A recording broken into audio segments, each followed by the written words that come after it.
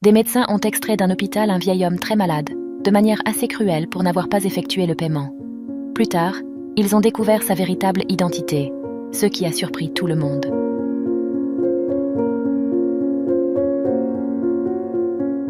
Louis, un monsieur de 81 ans, était allongé dans un lit d'hôpital, entouré par les bruits typiques des équipements de surveillance et des conversations étouffées dans les couloirs. Il était sous soins à l'hôpital Salpêtrière, un centre privé et réputé pour le traitement des problèmes cardiaques. Il était déjà hospitalisé depuis une semaine, et les frais médicaux augmentaient de manière inquiétante pour l'hôpital. Les médecins responsables du KEA, le docteur Jean-Luc, la docteure Sophie et le docteur Pierre, après une longue discussion, sont entrés dans la chambre de Louis avec des expressions graves et distantes. « Monsieur Louis, malheureusement votre temps ici est en train de s'épuiser. Nous n'avons toujours pas reçu le paiement que vous avez promis, » dit Jean-Luc, en feuilletant le dossier, mais évitant de regarder directement le patient. Louis, avec son visage marqué par l'âge, montra de l'inquiétude. Il ajusta ses lunettes, tremblant, avant de répondre. « Je comprends, docteur. Je sais, mais j'ai déjà dit que le paiement serait réalisé bientôt. Mon fils va s'en occuper.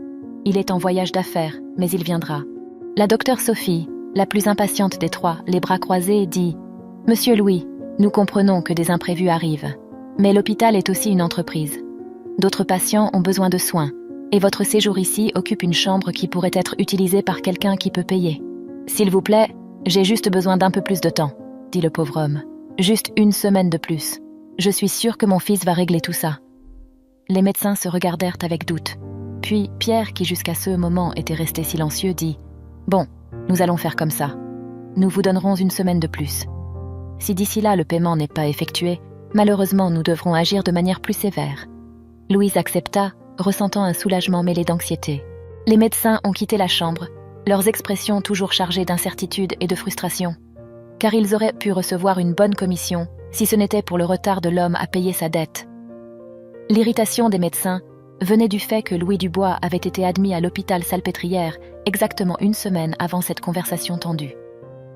Il était arrivé seul, souffrant de douleurs à la poitrine, vêtu de vêtements simples et tenant un vieux chapeau usé. Son apparence avait causé un malaise parmi le personnel de la réception et les médecins alentours. « Êtes-vous sûr de vouloir prendre en charge ce monsieur ?» chuchota une infirmière à Jean-Luc.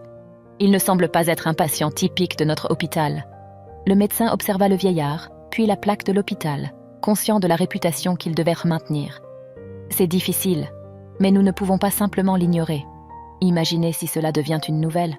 Ce serait terrible pour nous. » Ainsi, Monsieur Louis fut accepté pour le traitement d'insuffisance cardiaque. Depuis le premier jour, il répétait la même chose. « Mon fils va payer. Il a un bon emploi, vous verrez. » Les trois médecins responsables du cas étaient fatigués de toutes ces excuses. Ils ne payaient pas, et, en même temps, ils ne pouvaient pas le renvoyer dans cet état. Au fil des jours, leur patience s'amenuisait. Son séjour devenait un problème financier pour l'hôpital et un obstacle aux propres commissions des médecins. « Nous devons sortir ce monsieur d'ici. Il utilise nos services, mais ne paye pas. C'est injuste. Le paiement n'est pas arrivé et nous perdons de l'argent avec son séjour ici, » murmura Pierre lors d'une réunion privée avec ses collègues. La docteure Sophie a exprimé son scepticisme et a commenté. « Regardez-le, il semble si confus. Difficile de croire qu'il ait de l'argent. Il doit nous mener en bateau. » C'est alors que Jean-Luc décida d'enquêter davantage sur Louis. « Je vais découvrir la vérité sur ce monsieur. Quelque chose ne va pas ici. Comment peut-il avoir tant d'argent et un fils riche et personne n'apparaît pour aider ?» Pendant des jours, il a recherché la vie de Louis Dubois sur son ordinateur, fouillant dans les registres publics et les réseaux sociaux. La vérité est apparue clairement. Louis n'avait jamais été marié, il n'avait pas d'enfant.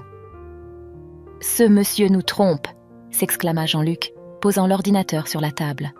Les autres médecins se regardèrent, partageant un malaise évident dans leurs regards. « Nous devons gérer cela de manière appropriée, maintenant il va voir. » Lorsque l'aube arriva, les trois médecins, avec des expressions sérieuses, entrèrent dans la chambre du vieillard. Louis, qui jusqu'alors avait maintenu un air serein et tranquille, sentit immédiatement le changement dans l'atmosphère.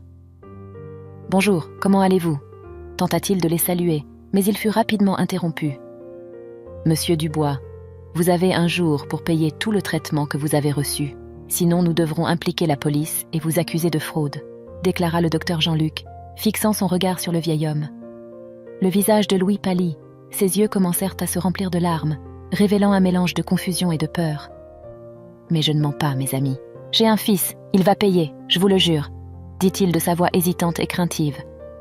Les médecins sortirent de la chambre sans un mot de plus, laissant derrière eux un silence dense. Le lendemain, sans surprise, il n'y eut aucun paiement. La patience des 3 médecins était épuisée. Ils appelèrent les agents de sécurité de l'hôpital, qui entrèrent dans la chambre de Louis et le saisirent fermement par les bras. « S'il vous plaît, docteur, je vous en supplie. Pourquoi faites-vous cela ?» implora le vieil homme, les larmes coulant sur son visage vieilli. Il n'y eut aucune réponse des médecins, juste un signe pour que les agents de sécurité continuent. Le monsieur fut emmené à travers les couloirs, ses pleurs résonnant tristement dans les endroits où il passait. « Mon fils va venir, s'il vous plaît. » Tandis qu'il était emmené, les réactions des médecins et des patients qui observaient variaient. Certains étaient choqués, tandis que d'autres comprenèrent l'action.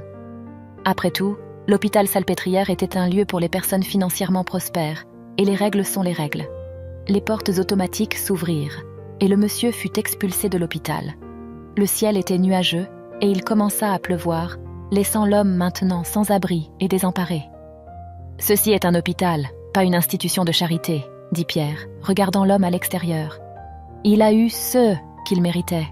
Nous ne pouvons pas nous permettre de garder des menteurs, » ajouta la docteure Sophie. Jean-Luc fut le dernier à s'exprimer, hochant la tête en accord, mais il y avait une lueur de doute dans ses yeux, une réflexion sur l'éthique et la moralité de leurs actions. Une semaine après cet incident, l'hôpital Salpêtrière commença à faire face à une série de problèmes. D'abord, un appel urgent de la gestion des approvisionnements informa que le principal fournisseur avait coupé l'approvisionnement en antibiotiques essentiels. La situation laissa la gestionnaire administrative surprise et confuse, une fois que tous les termes du service étaient respectés. Peu d'heures après, une autre appel arriva, cette fois du département de la santé. L'hôpital a été informé qu'il avait perdu la certification pour effectuer des transplantations d'organes, l'un des services les plus lucratifs et vitaux. Les gestionnaires, face à la crise croissante, convoquèrent une réunion d'urgence avec tous les départements, y compris les médecins et autres employés. L'atmosphère dans la salle de réunion était chargée de tension, mélangeant confusion, irritation et peur. « Je vous remercie tous d'être venus en si peu de temps », commença Nicolas, le directeur de l'hôpital. « Allons droit au but. Tout le monde est au courant des problèmes récents, n'est-ce pas?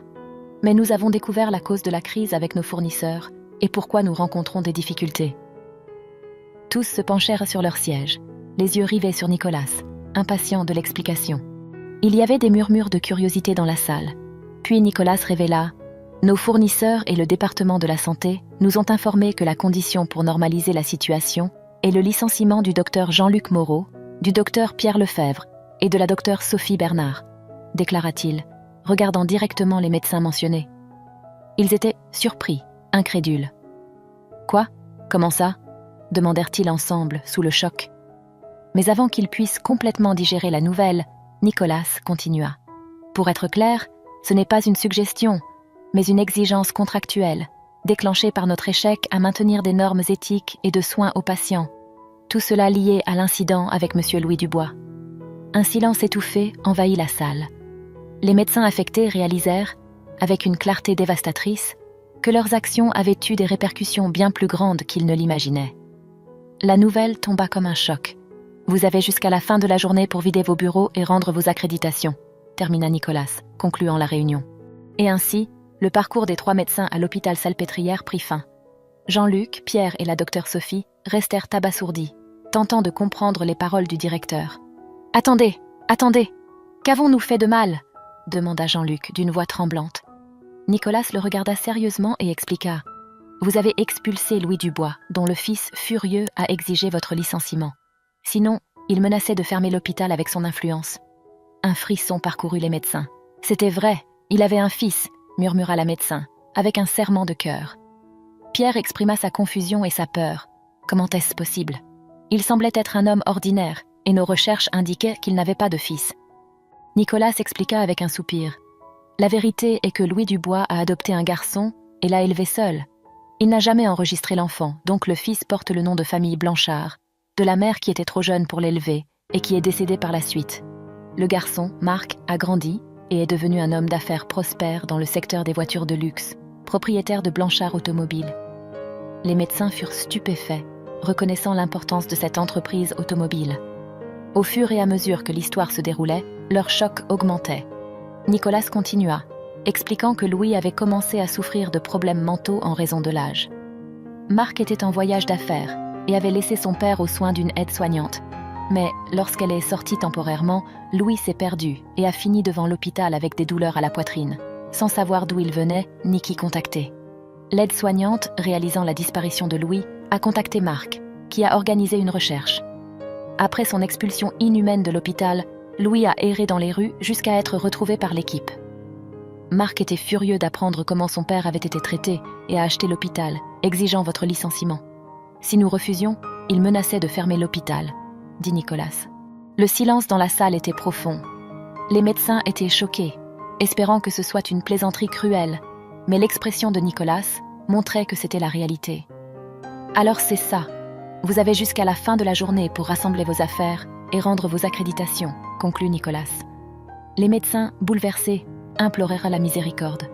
Non, monsieur Nicolas, nous ne pouvons pas être licenciés. Ce travail est notre vie.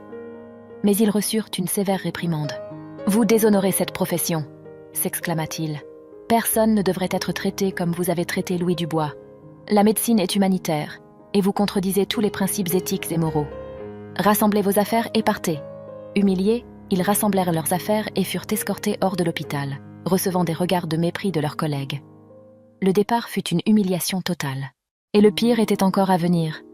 Lorsqu'ils arrivèrent à la sortie, Marc Blanchard et son père, Louis, les attendaient. Marc, avec un regard furieux, confronta les médecins. « Vous ne méritez pas d'être appelé médecin. Ce que vous avez fait à mon père est impardonnable. J'espère que cela vous hantera pour le reste de votre vie. » Ils étaient sans mots, juste avec des regards baissés et des cœurs chargés de remords. Ils s'éloignèrent, chacun perdu dans sa propre spirale de honte et de regret. Sous la nouvelle administration de Marc Blanchard, l'hôpital entra dans une ère de changement.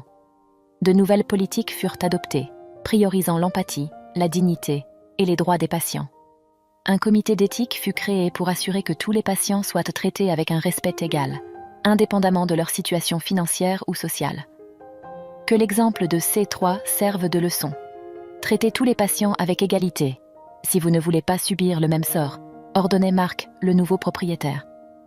Après la divulgation du licenciement des médecins, des témoignages d'autres patients qui avaient également subi un traitement irrespectueux de leur part ont émergé. Avec le départ de ces professionnels problématiques, l'hôpital a commencé à prospérer comme un véritable centre de santé. Maintenant, c'était un lieu où tous, du chef d'entreprise prospère au sans-abri, pouvaient recevoir des soins médicaux avec dignité et respect. Et si vous avez aimé cette histoire, la prochaine vidéo qui apparaît sur votre écran va sûrement vous émouvoir aussi. N'oubliez pas de vous abonner à la chaîne, de laisser votre j'aime et d'activer la cloche des notifications pour ne manquer aucune de nos prochaines vidéos. Je vous souhaite tout le meilleur dans votre vie et à la prochaine pour une autre histoire émouvante.